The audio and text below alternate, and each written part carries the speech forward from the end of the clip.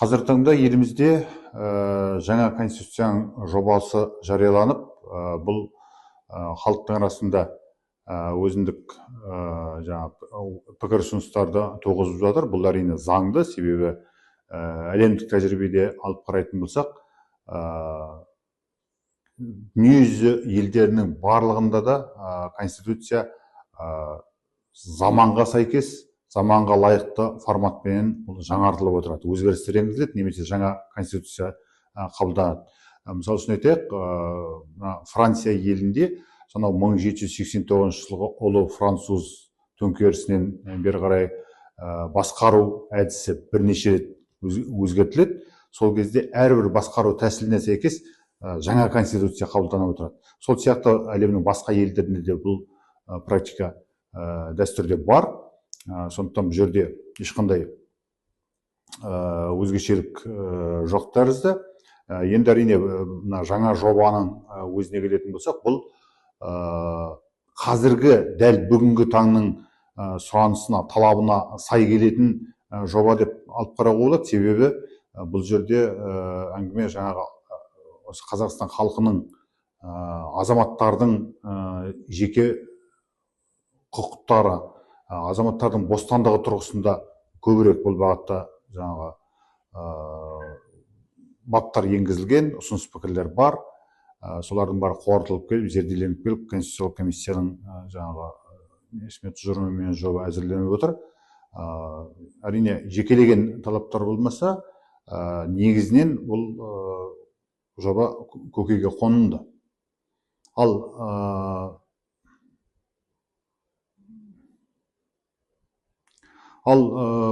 бұған дейінгі, мысалы үшін, ұлттық құрылтай, Қазақстан халқы ассамблеясы тәрізді бірнеше консультативтік органдар бұл жобада Қазақстанның халық кеңесі деген атаумен біртұтас кеңесші органға айналдырылып отыр. Алдағы уақытта сол егер жүзеге асатын болса, бұл жаңағы халықтың үнін, қалың бұқараның үнін бұл билікке жеткізу тұрғысында өзіндік жаңағы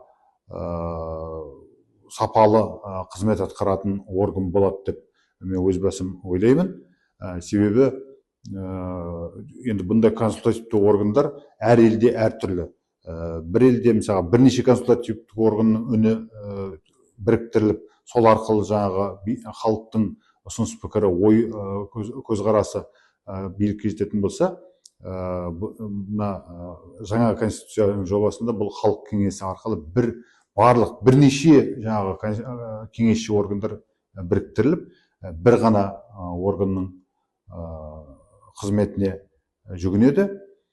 Содан кейінгі тағы бір мәселе, бұл жобада мынау мемлекеттік менеджмент мәселесіне ерекше ден қойылған. Әсіресе басқару тетіктеріне, басқару эшелонына қажетті мықты кадрлар қалыптастыру, жаңа буын жастарды тәрбиелеу, соларды басқару қызметіне тарту мәселесі жаңа ойластырылған.